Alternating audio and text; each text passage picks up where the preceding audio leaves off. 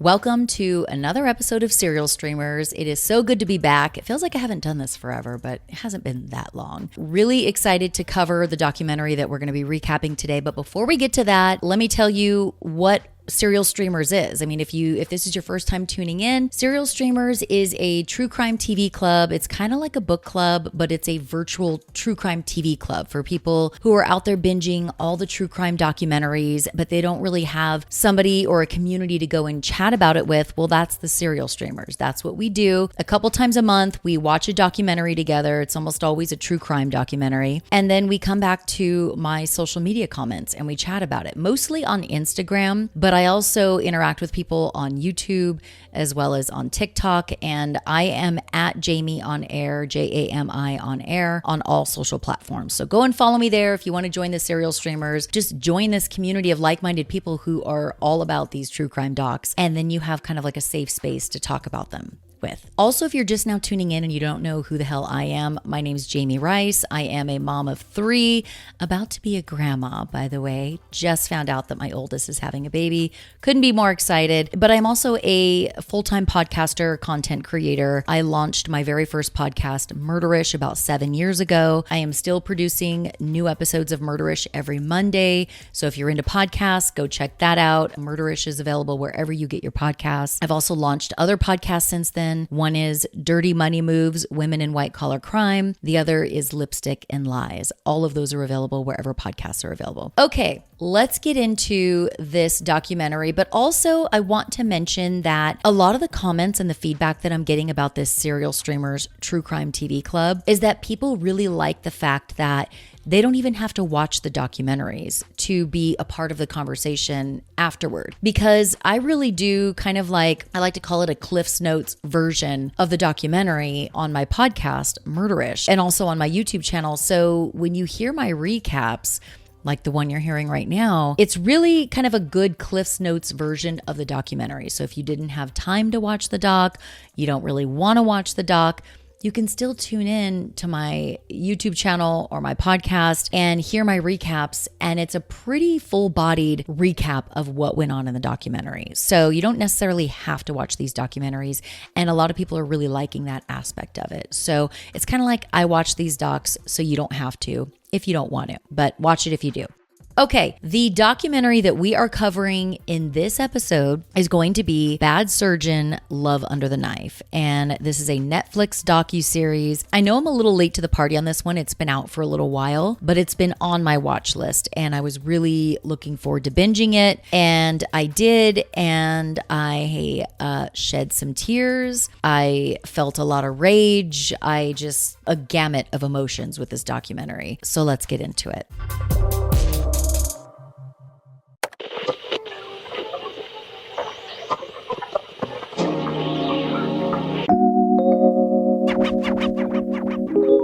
The subject of the docuseries is a man named Dr. Paolo Macchiarini. He's known as a super surgeon, a rock star thoracic surgeon, renowned for his work in regenerative medicine. And I'm going to say that wrong a million times, I'm sure. Don't come at me in the comments. He really worked with lab-grown organs that he would then use in surgery. Regenerative medicine is kind of like an alternative to treating certain illnesses and diseases and conditions with medication. Basically, regenerative medicine, as I understand it, and I am not a medical professional by any means, it's basically where you can replace or revise tissues or organs that have been damaged by disease or injury. Let's talk about who is Paolo Macchiarini. So he's this decent looking Italian man, although he was born in Sweden. In the docuseries, he's in his 60s. He's a dude who loves motorcycles. I guess apparently the women in his office would just swoon over this guy. And all I'm thinking is like, dude, is that all it takes for women to swoon? Is that you like own a motorcycle? Like,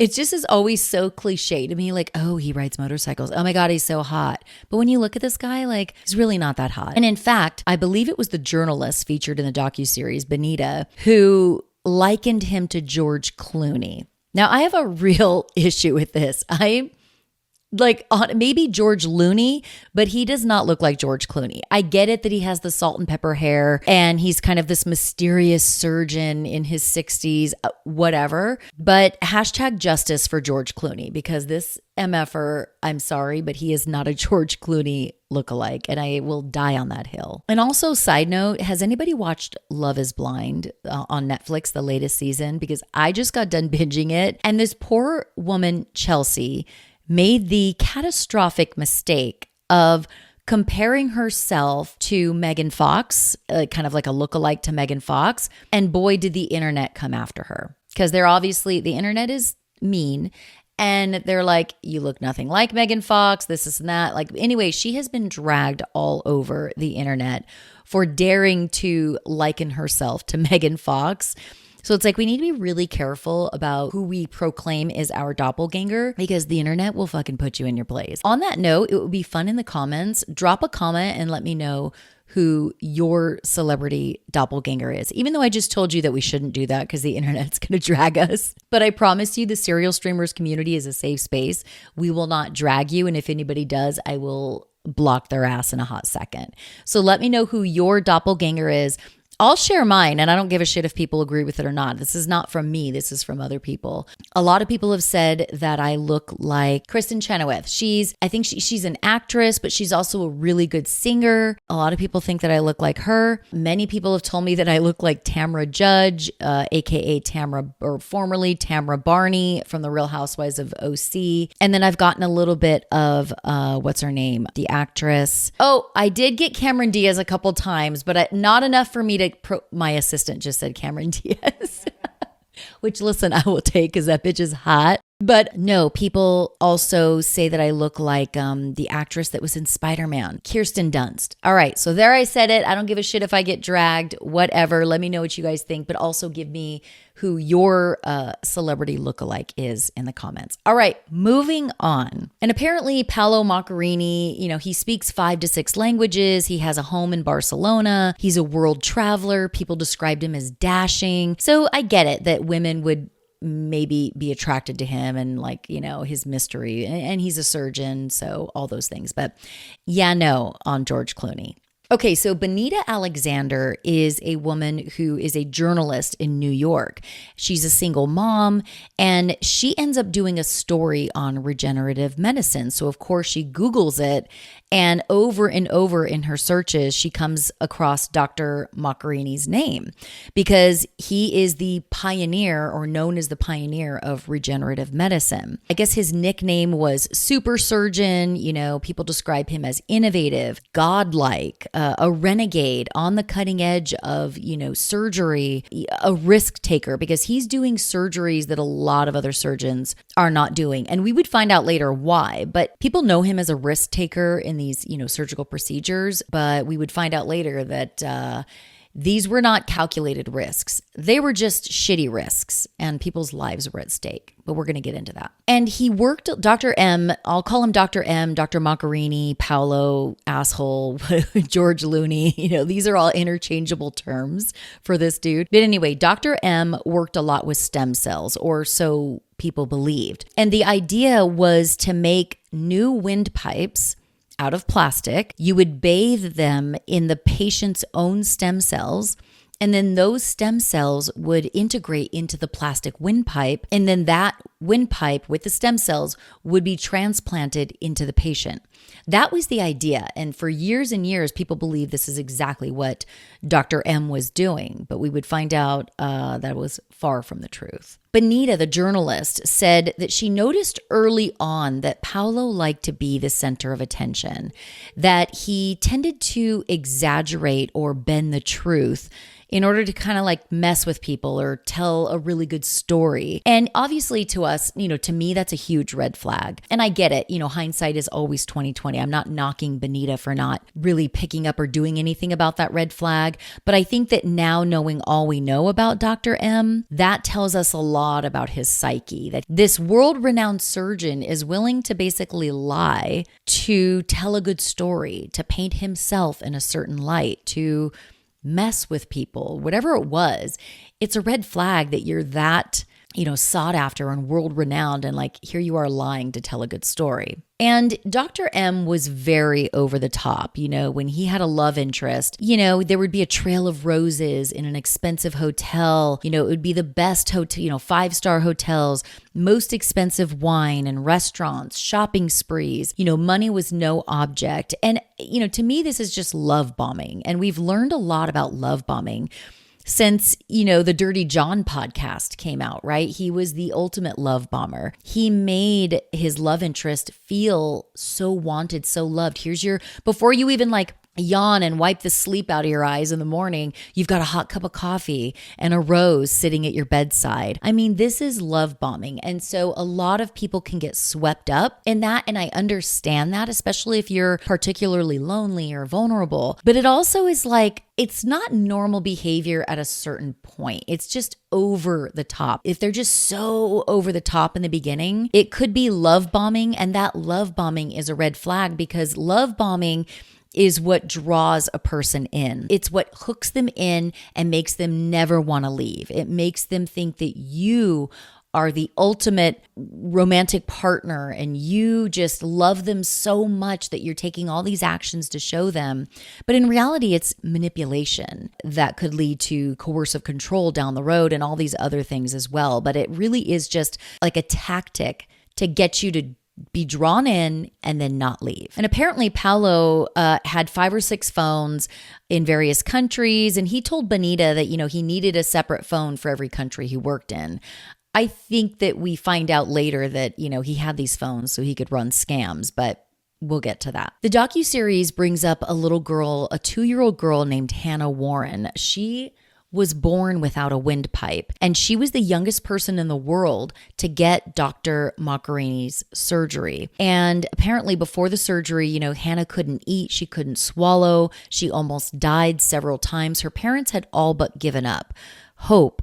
And then they found Dr. Macchiarini, and apparently he's going to give her this life-saving surgery where he's going to inject her own stem cells into this plastic windpipe and then transplant it into her, and everything's going to be fine. And that's not what happened at all. And, people reported that it seemed like Dr. Macchiarini really cared about Hannah and all of his patients.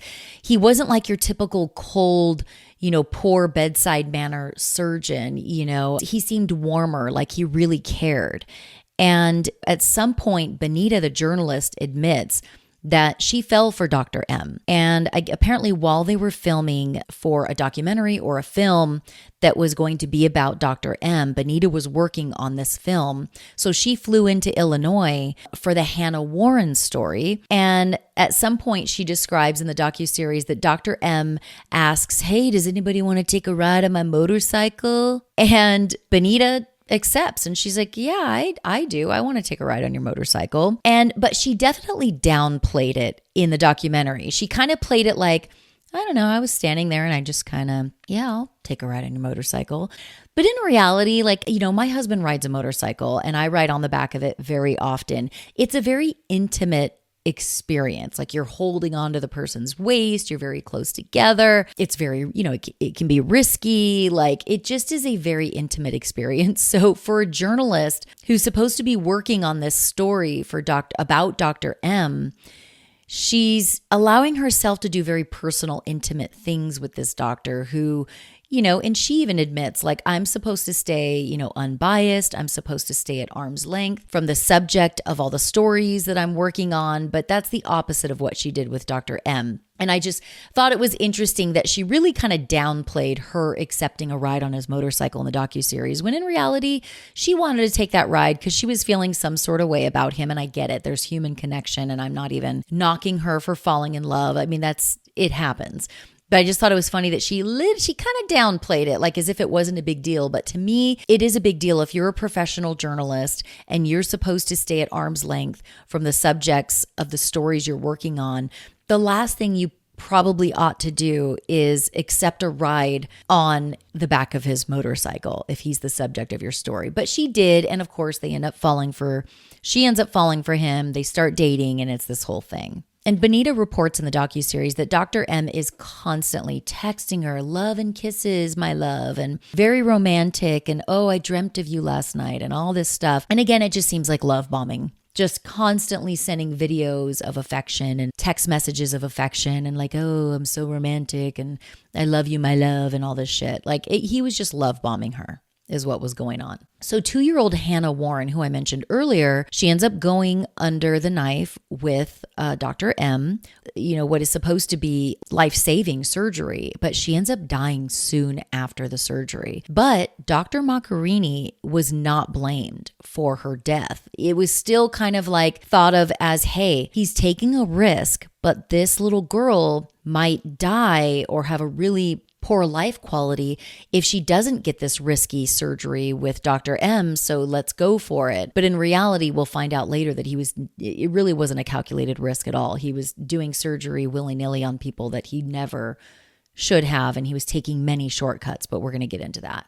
And unfortunately, like I said, 2-year-old Hannah Warren does die soon after surgery. And it's heartbreaking because in the docuseries, you see footage of all of his patients when they're alive, and then to hear that they died after his surgery, it broke my heart. I definitely shed a lot of tears watching this documentary. And then the docuseries brings us to Baltimore. In 2011, there's a man named Chris Lyles.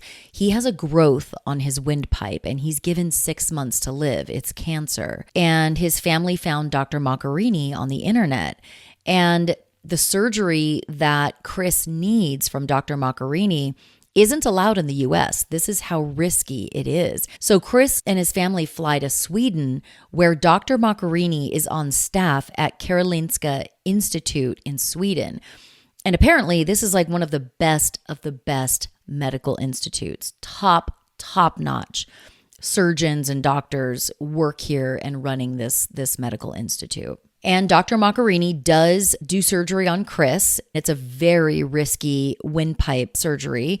15 hours later, Dr. M claims that the surgery was a success and everybody's happy. But after Chris's surgery, the family reported they did not see Dr. M at all, which is a huge red flag. If you're the treating doctor, and again, I'm not a medical professional, but if you're the treating doctor, especially if you are a pioneer surgeon who has an expertise in a certain type of risky procedure, you absolutely need to be there for the patient's aftercare. It is a huge red flag for you to just be ghosting your patients after you do this wild surgery on them. And then for you to just be like MIA after that is a huge red flag. But again, we don't always see red flags in the moment. And maybe they chalked it up to, well, he's got to go save other lives. Like he needs to leave me here in the care of these very capable other surgeons and doctors who are going to be responsible for my aftercare. Dr. M's got to go save other lives in other countries, so I need to let him go. But in reality, he absolutely should have been there for the aftercare of these patients. And there were major complications with almost all of his surgeries, if not all of them. So soon after Chris had this surgery in Sweden with Dr. Macchiarini, he develops an infection. He has mucus clots in his airways. The wound became infected very early on. And the other doctors who are interviewed in this docuseries, they're like, that the timing of that infection, how quickly it came on, is very unusual. That should not have happened, but it did. So that again was a sign that Dr. M doesn't really have a great track record with his surgeries, with Hannah Warren, with Chris, but he just keeps operating on people and people are none the wiser. So Chris ends up returning to the US within about a week of this very, major risky surgery that he had. But he ends up back in the hospital and he does end up dying. So Hannah Warren died, Chris died.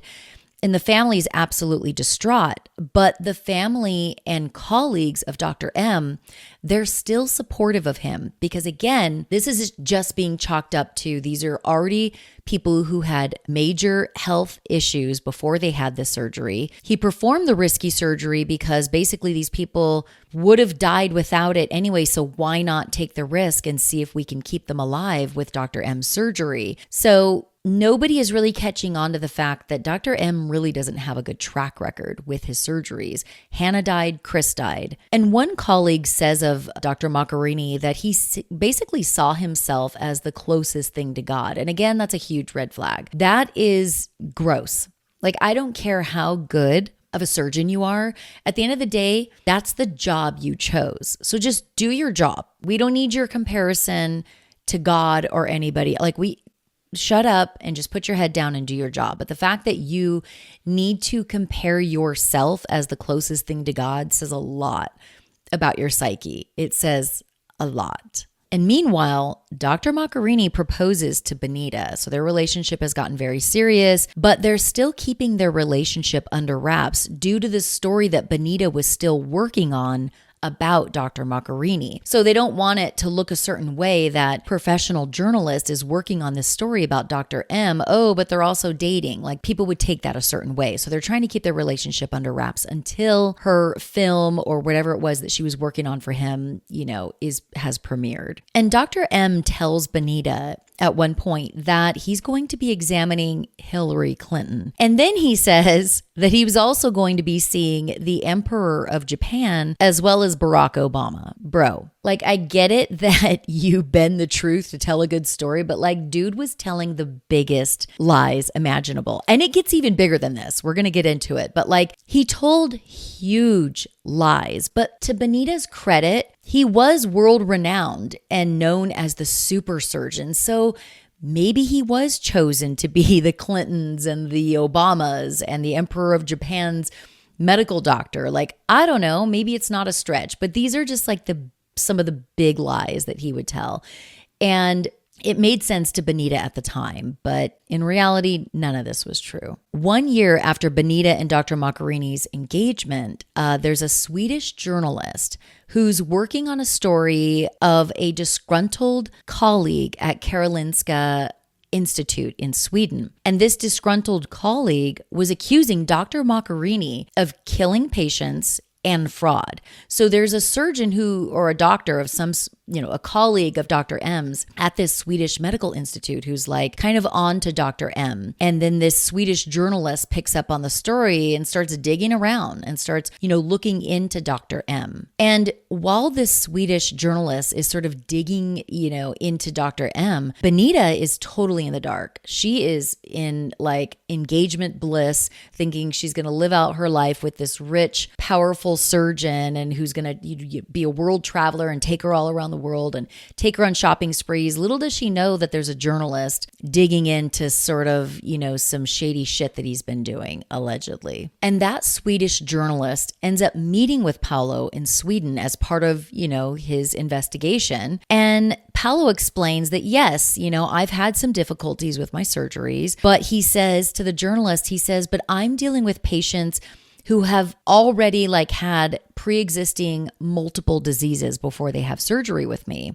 And that clouds my results versus when you're working with, lab rats, let's say, when you test on lab rats, they're healthy at first. And then, they have certain procedures. So the results are more clear. So Dr. Paolo explained it they have, my patients have all these pre-existing serious diseases. So if the surgeries don't work out, was it my surgery or was it these pre-existing conditions? We don't know. It's clouding the results. And at some point, Dr. Macchiarini gets approval to conduct clinical trials in Russia on completely healthy, young, and strong patients, not people with very serious, advanced diseases. And basically, it's told in the docuseries that this is Vladimir Putin's big initiative in Russia. He wants all of this, to go on, these trials to go on with Dr. Macchiarini. And it's he's fully behind it. And my first thought was bro, that should have been your first clue that this shit is doomed.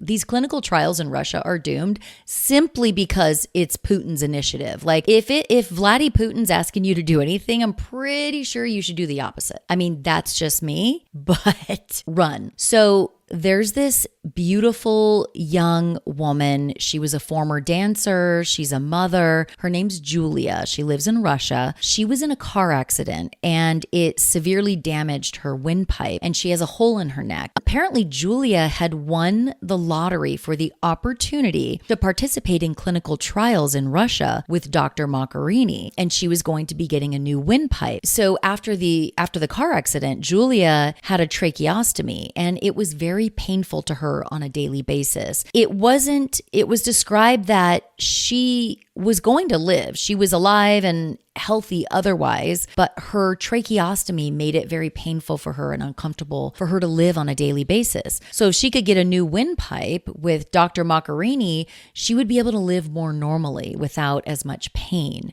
So she signed up for this clinical trial. But it's described that she would have been fine. She would have been absolutely fine without Dr. Macchiarini's surgery. Now, Julia does have this surgery with Dr. Macchiarini, and soon after her surgery, there's a video produced of Julia. She's got like medical tape on her neck and chest, and she seems very weak, like as if she's just had surgery. She's up on stage, and there's this video produced of her speaking to an audience not long after her surgery with Dr. M. And she's talking all about her future plans, how she wants to go back to school, but she is speaking very faintly because she does seem like she's still in active recovery from the surgery. And before she starts speaking, Dr. Macchiarini gets on stage and he tells the audience in his Italian accent, he's like, please be sweet because she is afraid of all of you. I know I'm doing a disservice to Italian accents, but basically he tells the audience, like, please be sweet. Julie is afraid of all of you.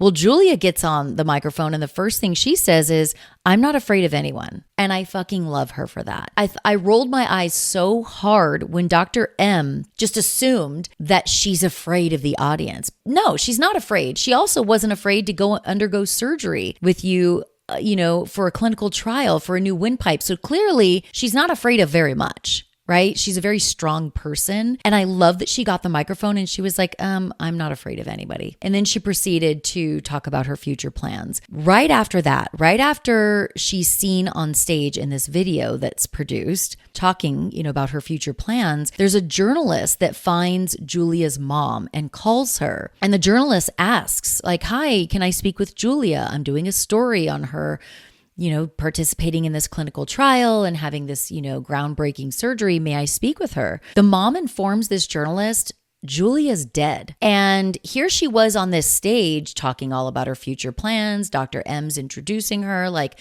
yes, the surgery was such a success. Look, here she is. In reality, Julia died not long after she had surgery with Dr. M, just like the previous patients. And apparently her mother explains to the journalist that Julia suffered greatly. She was coughing up pieces of her own flesh. She died shortly after that video was produced. So all of those future plans that she was talking about never got to come to fruition. And the video was basically all an act by Dr. M. He wanted to show off his latest patient to show how much of a success these surgeries that he's performing are. But in reality, he's like 3 for 3 at that point. Like all of his patients that he operated on died shortly after surgery. So the journalist who learns from, Julia's mother that she's dead not long after Dr. M's surgery, he also learns from Julia's mother that Dr. M ghosted them right after Julia's surgery, just like he'd done with mostly all of his other patients. So back to Benita and Paolo's relationship. In the summer of 2014, Benita's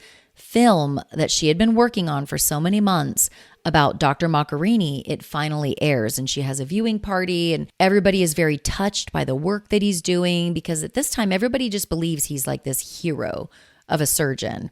They don't know about these patients dying and suffering greatly after their surgeries with him. So after the film that Benita had been working on airs, their relationship then goes public. And still, Benita has no idea that there's an investigative journalist who's digging in to her soon-to-be husband. Then there's the Lady Diana story. Oh my God, this guy. Dr. M said to Benita and her family members that he was actually called when Lady Di was in that horrific car accident, that he wasn't able to get there in time, and that's why she died. Basically, if he would have been able to get there in time, he could have saved her life. And again, he's always making himself the hero who's like defying the odds. Like no other doctor would have been able to save Lady Di, but I would have been able to save Lady Di. And in reality, this is just his like savior complex. Like he just wants to be the hero. But in reality, he's a piece of shit. In 2014, this guy's lies just know no bounds. Because in 2014, Dr. Macchiarini tells Benita that he met the Pope and that the Pope himself wanted to marry them. So not another Catholic priest, but the Pope himself told Dr. M apparently that he wants to marry him and Benita. And Benita's like, okay. But like somehow she gets on board and is like, okay, I guess he has like really big connections. I guess the Pope's going to marry us. But Dr. M tells Benita, like, let's keep our wedding and this Pope thing under wraps. And again, she still doesn't know about all the issues with Dr. M's past surgeries. Like, she still fully thinks he's like a heroic trailblazing surgeon. And of course, the lies just keep coming. They just get bigger and bigger. So Dr. M claims to Benita that, yeah, Andrea Bocelli, Elton John, the Clintons, the Obamas, and even Vladimir Putin is going to be at our wedding. Not Vladdy Putin coming to your wedding. And especially like, why would Vladimir Putin come to your wedding if also the Clintons and the Obamas are going to be there? Like, this does not make a lick of sense. But dude, I guess you're just like testing the limits of how big of lies people will believe. But dude, not Vladdy Putin going to your wedding. Like, that is so funny. Like, is he going to ride in on a horse, like shirtless, like he does in that like famous meme? Like, I can't. Maybe he would bring like really good vodka though. That's all I got to say. Now, by 2013, Dr. M's surgeries are just not going well. But again, Benita didn't know about this yet. There's death and major complications in 3 out of 3 of the patients he'd operated on. Okay. So he's like AAA Chattanooga League. If we're talking baseball, like he's in the minor leagues. Okay. But he talks a big game. He tells big lies and, touts himself as this, closest thing to God. But bro, you're like a bench warmer. You are rookie leagues at best with your 3 out of 3 patients that you've operated on who've had major complications and or died. So Dr. M would tell everybody that, yeah, all my patients are doing really well, this and that, but they were actually all having major issues and or dying. But it was hard for people to really track because they were in various countries. So you didn't, if there was a surgery in Sweden and somebody dies in Russia, like and then you're back in Sweden, like people don't really know. People in Sweden and the US don't really know about the patients in Russia. It takes a while for everything to like catch up. So Dr. M could lie, about his patients for a while since they were so far away. One of the surgeons said something pretty profound, that kind of struck me in the docuseries. He said, honest people don't suspect dishonesty, and that's how we get tricked. And ain't that the truth? Like, if you're an honest person, you go around the world for the most part assuming that people are being honest with you. So if Dr. M's like, oh, all my patients are doing great and there's all these articles about him and he's this super surgeon, like why wouldn't you believe him? Why wouldn't you? Now, if he says Vladdy Putin's going to his wedding with the Obamas and the Clintons, now that gives me pause. Like that, not going to lie, that gives me pause. But otherwise, I mean, even the Emperor of Japan thing, maybe that's true. But not Vladdy Putin going to your wedding. Not buying it. And there's another top surgeon who at some point knew that Dr. M was a fake and a fraud. And he knew this because Dr. M was speaking at a public event, a lecture, and Dr. M didn't have any data showing clinical trials on animals that were successful. Dr. M instead told the audience all about the results of his human surgeries. But I guess the order of things is, typically in clinical trials, you're supposed to have successful clinical trials done on animals first. And if they are successful in animals, then you move on to human beings, not the reverse. But this surgeon is like, holy shit, this surgeon, Dr. M, is going straight to human beings as his guinea pigs. He has no data on animal clinical trials. He's going straight to human beings. And that is a major issue. There's a surgeon who is sort of on to Dr. M and he knows something's not right and he's got this sinking feeling in his gut. He ends up asking Dr. M to meet with him because he needs to be able to ask some qualifying questions, and based on Dr. M's answers, he will confirm that like, yeah, Dr. M's a fake and a fraud and I've got to do something about it. So he gets Dr. M to sit down with him, and when he asks him, hey, how are all of your Russian patients doing? Dr. M looks at him and says, that's none of your business. That's a red flag for him, because why would Dr. M not want to boast and brag about how well his Russian patients are doing? Like, oh my God, they're doing so well. this person, is living their life and had another baby or whatever. Like, what's their life story after your surgery? But he's like, that's none of your business. It's a red flag for the surgeon. And that's all that surgeon needs to know. Like, something's up and I've got to do something about it. So the Swedish surgeons and like colleagues of Dr. M, who are now on to Dr. M, as well as this Swedish investigative journalist, they join forces and they start working together to produce a documentary about Dr. Macchiarini's wrongdoings. So they're gathering evidence, and then they're going to produce this documentary to put out all their findings about this guy. And they are able to obtain a lot of the raw footage from the first film that was produced about Dr. M. And I wasn't clear if this was Benita the journalist's film or another film, but that's neither here nor there. There was another film that was produced about Dr. M that painted him in a really good light and highlighted all of his groundbreaking work and, all this stuff. Well, they're producing this documentary on all, basically an investigative documentary to expose him. Somehow they're able to get their hands on all this raw footage from this other film that was produced.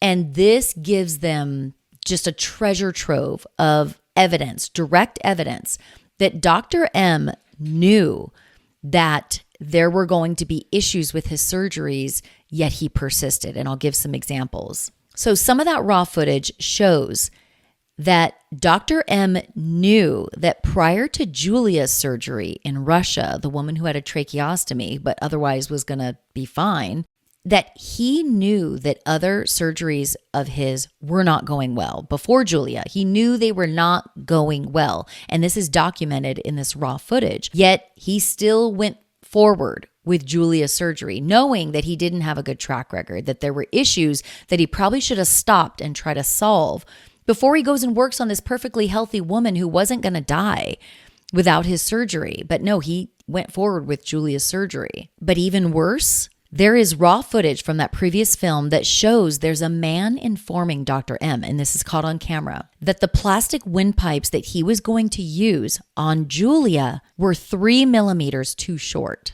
and that the other windpipe that came in the package was too soft. None of the windpipes, in other words, were good. They were the wrong size. They were too soft. In other words, he should have never used them on Julia. He should have called off the surgery until he can get a windpipe that is not defective. And what does Dr. M say on camera to this other man? He says, "I don't give a shit."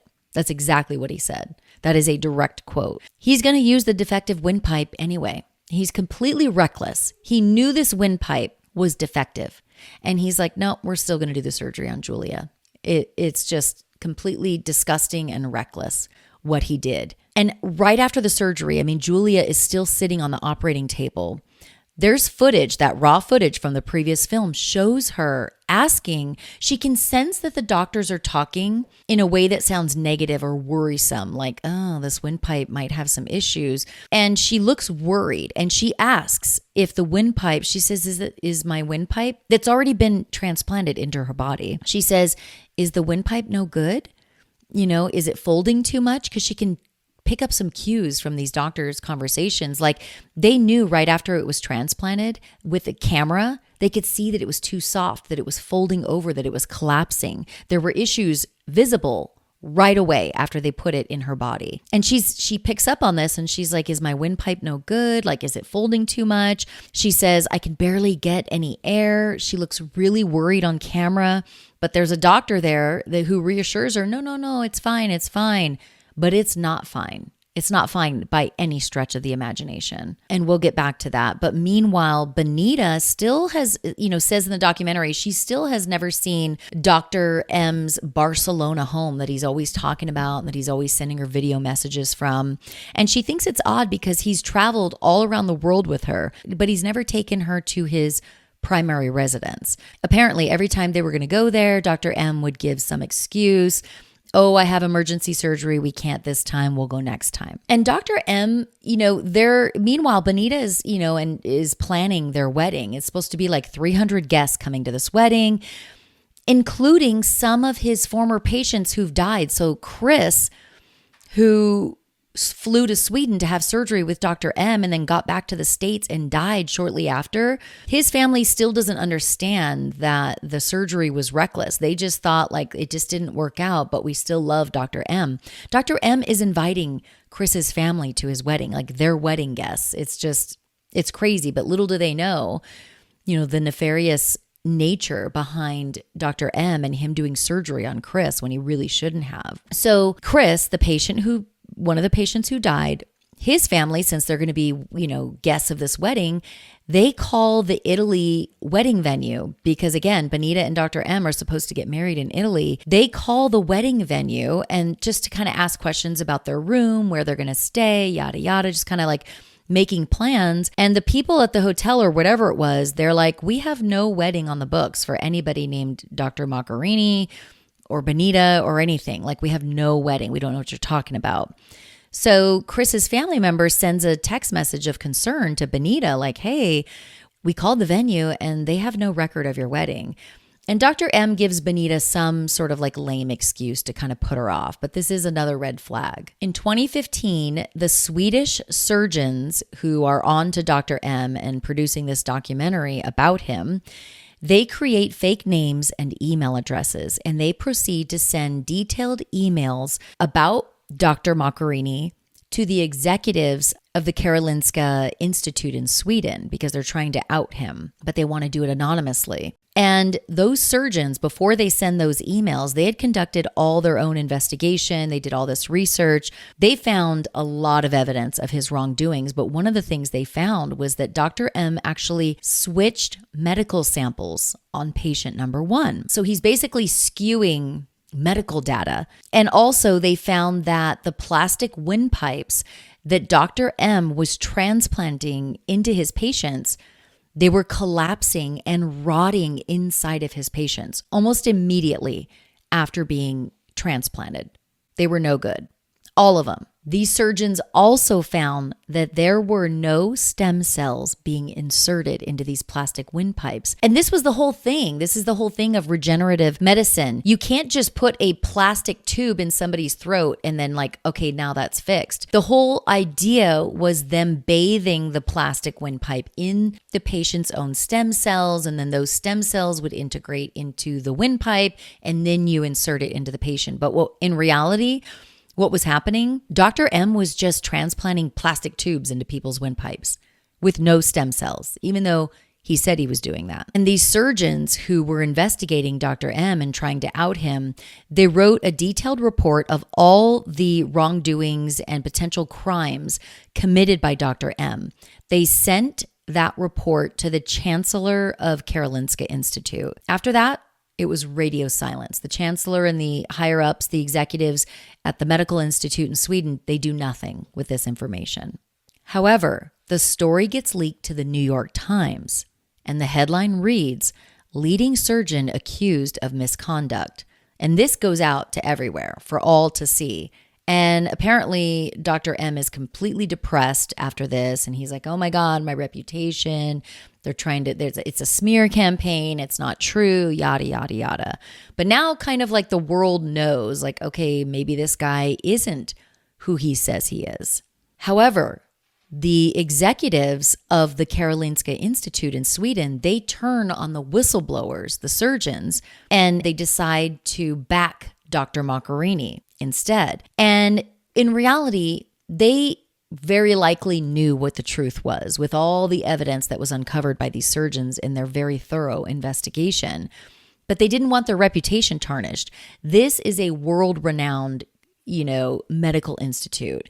And they loved all the press and all the praise that they got for Dr. M's work at their institute. So now if Dr. M is not who he says he is and he's a fake and a fraud, that's a big problem for this, Karolinska Institute. So who knows what the real truth is, but it seems to me like they probably knew that Dr. M was a fake and a phony, but yet they still decided to back him anyway. That's just my own opinion, because they didn't want their reputation tarnished and they didn't want to lose funding. And the executives at Karolinska Institute said publicly they did their own investigation. And of course, they found that Dr. Macchiarini was not guilty of research misconduct. And again, to me, this just seems like a big cover up. to protect their ass. By the summer of 2015, Benita quits her job as a journalist. And this is a big deal. Like, she was a very independent woman. She was, a professional journalist for many years. And she quits her job because she's going to marry Dr. Macchiarini and move to Barcelona with her daughter. Like, she's going to give up her life in New York and move to Barcelona with this very rich and powerful surgeon. And apparently the day after she quits her job, she decides to have a relaxing spa day with some of her girlfriends. But when she's done, she gets an email from a friend. And that email says, the Pope is going to be in South America on July 11th. He will not be in Italy. And this is a huge red flag, because what that means is, like, July 11th is their wedding date. If the Pope isn't going to be in Italy to marry them, Dr. M lied to Benita. He's going to be in South America, so clearly he can't marry us. Like, is this a lie? So Benita decides to confront Paolo. Now, this is when I just roll my eyes so hard they get stuck in the back of my damn head. Benita confronts her fiance, Dr. Macchiarini, and she's like, I guess the Pope is going to be in South America on our wedding day. What's this all about? Dr. M proceeds to tell her, I didn't want to have to tell you this. I shouldn't tell you this, but do you remember that secret network of doctors I told you about previously? She's like, yeah. He's like, that network of doctors is actually operated by the CIA. And I don't know how to tell you this, but the doctor thing, it's a cover. I'm not a doctor. My real job is that I'm a sniper for the CIA. Motherfucker, stop. Like, just stop it. Okay, we took you at your word with the Lady Di, with the Emperor of Japan. Vladdy Putin's going to your wedding. Like, you're treating Hillary Clinton and the Obamas, bro. Like, we took you at your word for that, but you are not a sniper for the CIA, sir. You are just a dumbass. Okay, like, you're just a dumb fuck. I'm sorry. Like, this is crazy. But this is precisely when Benita's like, fuck you, you're a liar. And this is when she knows, like, yeah, this is not what it seems. Like, I think something's up with my fiance, George Clooney. And Benita says in the docuseries that she thinks that Dr. M picked her specifically because she was a journalist, because that was part of the thrill. Like, clearly a journalist is somebody who's good at, like, digging into things and finding things out, right? And here he is, this fake, phony fraud. And he's going to be bold enough to get into a relationship with this journalist. She thinks that that was part of the thrill. And I think she could be onto something, because if he is a psychopath, and again, I'm not an expert, but from what I understand, like, it's part of a psychopathic trait to be a thrill seeker and not really be worried about the consequences. And this also reminded me of a woman I met a few years ago, and I did a whole podcast on her. Her name is Mary Carol McDonnell, and I investigated her and found out that she was a prolific scam artist. And if you want to hear that podcast, it's season 1 of Dirty Money Moves, Women in White Collar Crime. It's my investigation of this scam artist lady. But the reason I bring her up is because at one point, there's this whole backstory to it, but Mary Carol McDonnell, before she pulled off her biggest get yet, her biggest con yet, she showed her face at the bank that I worked for, and she absolutely didn't have to. It was not necessary for her to come in there. She brought us homemade pies that day, if you can believe it. And I think, looking back on it, that was part of the thrill. That could have been part of the thrill for her. Like, haha, I'm about to, rip your bank off for $15 million. But before I do, let me come in and bring you some homemade pies. So I don't know, maybe there's something to be said about her psyche and about Dr. M's psyche, that he was bold enough to date a journalist when journalists are known for being really good at, like, digging up information on people. And he was, a fake, a phony. So I thought that part was interesting. So at this point, Benita goes into full investigative mode. She starts researching things about Dr. M that she may have overlooked in the past. Things like the Pope, the Clintons, the Obamas. She starts recording phone calls with Dr. M, and she enlists the help of her friends. They all fly to Barcelona, where Dr. M lives. for they're going to do a surprise attack on Dr. Macchiarini. And there's this is totally off topic, but while they're in the car, they do this, like, her and her two girlfriends are filming themselves in the car about to do this like surprise attack on Dr. M. And they're filming themselves with probably their cell phone. And it looks like the person driving is drinking and then driving. So I just thought that was interesting. Like, maybe drinking and driving is okay in Barcelona. I don't know, but I just thought it was interesting. Anyway, back to the surprise attack. So Paolo had apparently told Benita that he was going to be in Russia at the time she flew and her friends flew into Barcelona. So the friends go and knock on his door. Surprise, surprise, Dr. M is home at his home in Barcelona, even though he told Benita, oh, I'm going to be in Russia. And they see a blonde woman and two kids. So they knock on the door. Dr. M comes out and they confront him. And while they're confronting him, they see this blonde woman and two kids. And the kids are apparently calling him dad or daddy. And this is when Benita is like, okay, he had a family at his home in Barcelona this whole time that I didn't know about. And that's why I've never been to his Barcelona home. And she just like rages and she's like, oh my God, I can't believe he did this to me. And this is like the precise moment when she knows, like, okay, I've been conned. Like, this guy's a piece of shit. Enter Anna Paula. Anna Paula is this Italian woman, and apparently she and her son were in a very bad car accident in 2009. Her son suffered major injuries and he was intubated. Dr. Macchiarini agrees to operate on her son. And when she asks him, like, could my son die, like, from this surgery? Dr. Macchiarini tells her kind of with his whole chest, nobody's ever died under my care. Like, your son's going to be fine, which was a lie. People had died after his surgeries. And unfortunately, her son, Danilo, dies not long after his surgery with Dr. M. And I mean, this Dr. M just like seems like everybody he operates on just dies. After her son dies, obviously she's crushed. And Dr. M begins calling Anna Paula every single day to comfort her. And what do you know? A relationship begins, a romantic relationship. So Dr. M operates on her son. Her son dies after surgery. Nobody knows that it's because Dr. M was reckless with his surgery. They just think that he died normal complications or whatever. Then Dr. M starts calling the Danilo, the person who died's mom, every day to comfort her. And then they start a romantic relationship and it's completely twisted. Like, little does she know that he's the reason, Dr. M's the reason her son died. And now she's in a romantic relationship with him. So apparently in 2011, Anna Paula started dating Dr. Macchiarini shortly after her son died. And this was before he met Benita, the journalist. And now looking back, like, Anna Paula, I guess, was likely the blonde woman who Benita and her friends saw at his Barcelona home when they did the sneak attack. And apparently after Danilo died, Anna Paula's son, Dr. Macchiarini was under investigation for 2 full years for manslaughter for the surgery he did on Danilo. So Anna Paula and Dr. M had to keep their relationship pretty quiet because he was under investigation for her son's death. I mean, it's so twisted. And apparently the allegations end up being dismissed.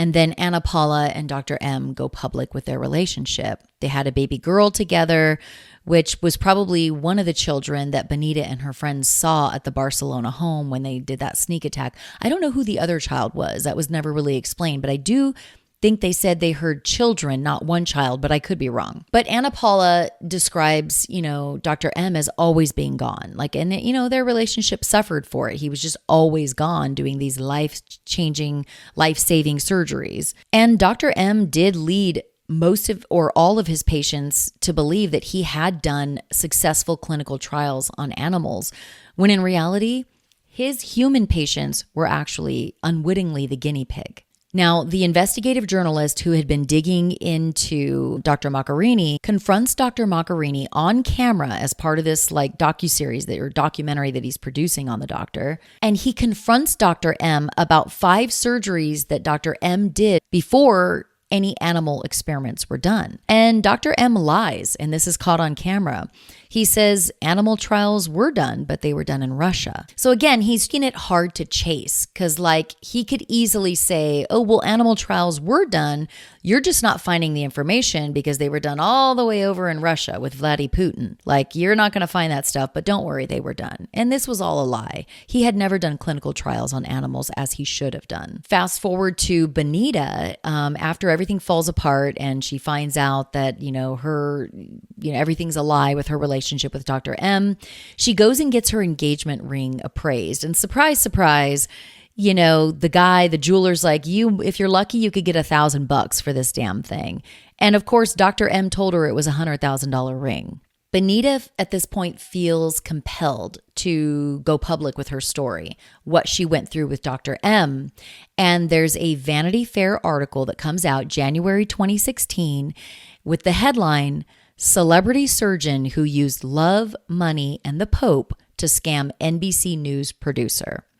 And then a lot of people start reading this article and it's like, oh my God, this guy, Dr. M, he's not this hero. He's a scam artist and possibly a murderer. The Swedish investigative reporter who had already been digging into Dr. M reads the Vanity Fair article and it dawns on him that things that were happening in Dr. M's personal life, the way that he scammed, Benita and other women, it mirrored things that were happening in his professional life. He was just a phony on all fronts, professionally and personally.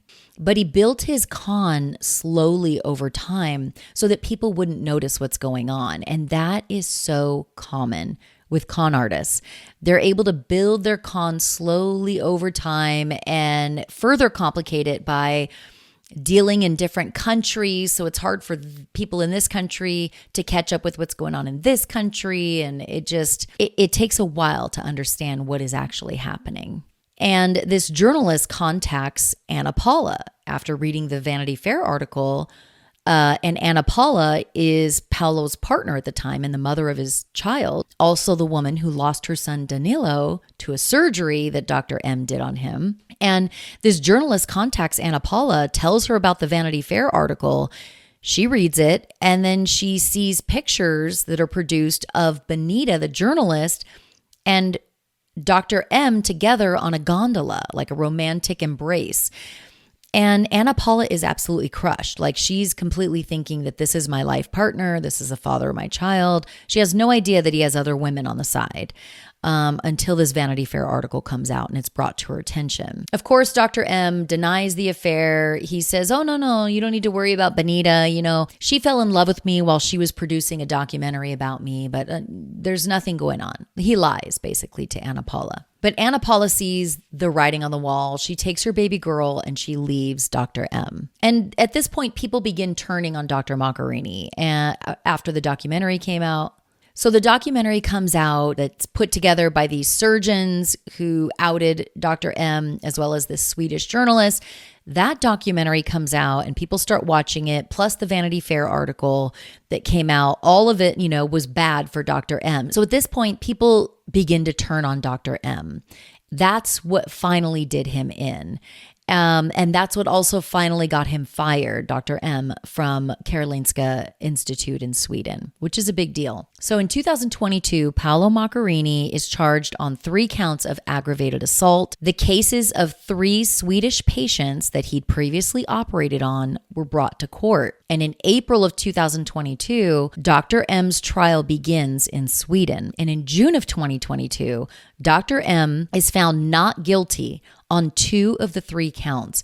He is found guilty on a 3rd count, but it's just a 3rd count of causing bodily harm. So essentially, he gets a slap on the wrist. He receives a suspended sentence. He's allowed to leave Sweden, and he only receives 2 years probation for all the death and destruction that he had caused. Everybody was shocked, disappointed, angered by this verdict because it's not justice. And the documentary basically tells the viewers that Dr. M transplanted plastic airways into at least 8 patients. Only one of the patients is known to be alive, and even that patient had their plastic airway removed due to complications with the product. So the dude was a total flop when it came to life-saving surgeries. He's not a super surgeon. He's a stupid surgeon. Like, the dude was reckless. These were not calculated risks that he would take to try and save people. These were reckless procedures and surgeries that he did on people, knowing that he didn't have a good track record, knowing in at least one case that the product, the windpipe itself, was faulty. He knew this. And yet he persisted because he wanted to be the hero. He wanted to be world renowned. He was just a piece of shit. So the defense and the prosecution end up appealing Dr. M's verdict. And in June of 2023, the Court of Appeals convicted Paolo Macchiarini of aggravated assault on all 3 patients. So then he was sentenced to 2.5 years in prison, which still, in my opinion, is a tiny slap on the wrist compared to what he actually did. And my heart breaks for the families, who lost their loved one, and they got to see this guy do 2.5 years in prison. And then what? And they also said in the documentary that apparently he's able to do surgeries in other countries. Like, maybe he's banned. He still has his medical license, or however that works, but maybe there's some countries he can't operate in, but he could go to other countries, and he can and he will continue doing this. So my final thoughts on this documentary and on this story as a whole is that Dr. Macchiarini, he just seems like a classic psychopath narcissist. And again, I am not an expert, so I don't know if he is actually those things, but he wants to be the smartest guy in the room. He considers his hands gifts from God. He really got off on being the savior, the hero who defied the odds, who did what other surgeons couldn't do. He had no regard for human life. He was more concerned about being the savior and the hero than he was about actually saving lives. And in fact, he was so caught up in being the hero and being the savior that he knowingly operated on people who would have gone on and lived, probably a long, healthy life had it not been for his surgical intervention that was reckless. Julia, she suffered so greatly. That's one of his patients, from Russia. Just what her mother described that she went through was absolutely awful. And in fact, before the last documentary premiered, a producer wrote to Julia while she was still alive to ask, like, hey, how are you doing since the surgery? Give me an update. Assuming that all was going well, because Dr. M paraded her around on this stage and it looked like all was going well. But in reality, Julia writes back to this producer and says, I'm not doing well. The windpipe is rotting from inside. It smells so bad that people shudder away from me. She says the trachea is pure shit. She was coughing up pieces of her own flesh. She was in so much pain. She suffered so much before she died, and it was all unnecessary. She would have lived, assumingly, had it not been for Dr. M's shit surgery. So it's interesting because the producer who reached out to her and found out she wasn't doing well, they knew she wasn't doing well before the documentary premiered. I think this is how it's explained in the Netflix doc. And that kind of confused me too. It's like, if the producer knew, why are they allowing this documentary to premiere? I'm a little confused on that part. So maybe if somebody out there who paid more attention at that moment in this Netflix doc, tell me what I'm missing here. If the producer knew that she wasn't doing well, but still went forward with the documentary and didn't disclose that, I don't know. Help me out.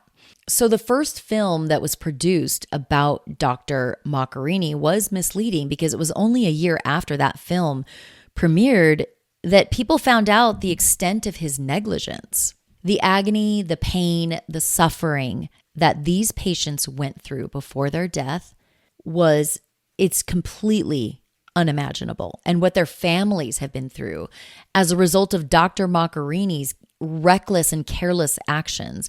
It's just disgusting to me. And this is where the rage comes in. This dude did 2.5 years, or was sentenced to 2.5 years in prison, probation at first, but then he finally got a little bit of prison time.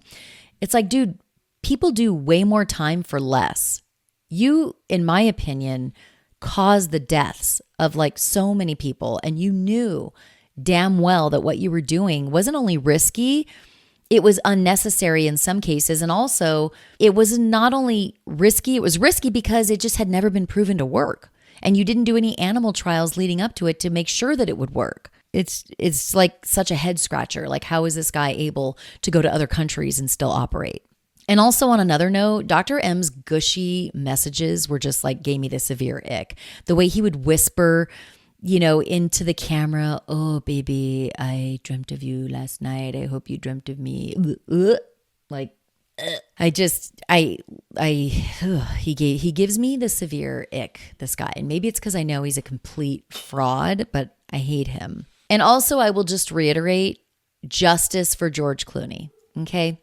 George Clooney, if you're out there, they did you dirty. Whoever compared, I think it was Benita, she compared Dr. M to you, and I just think that is just not justice to you, Mr. George Clooney. All right, everybody, thanks for listening. Thanks for watching. Don't forget to subscribe to my YouTube channel. I'm at Jami on Air, Jami on Air. And don't forget to hit the notifications button, because if you do that, that way you'll get notified every time a new video comes out. If you prefer to listen to my content in audio form, then make sure you're following or subscribe to Murderish, the podcast. It's available wherever podcasts are available. That's where these serial streamers recaps of documentaries, that's where these episodes live. They live on the Murderish podcast feed. So make sure you follow my podcast if that's how you prefer to listen. And of course, make sure you're following me on social media. I'm on all platforms, Instagram, TikTok, YouTube, you name it, I'm at Jami on Air. And then that way you can join the conversation after we watch these documentaries together, and you can give your thoughts, your theories, your hot takes, whatever you have to say about these documentaries. You can join us in the chat. And remember, cults are stupid, Ted Bundy's ugly, scammers suck at life, and binging true crime documentaries is self-care. And don't let anybody tell you different. See you next time.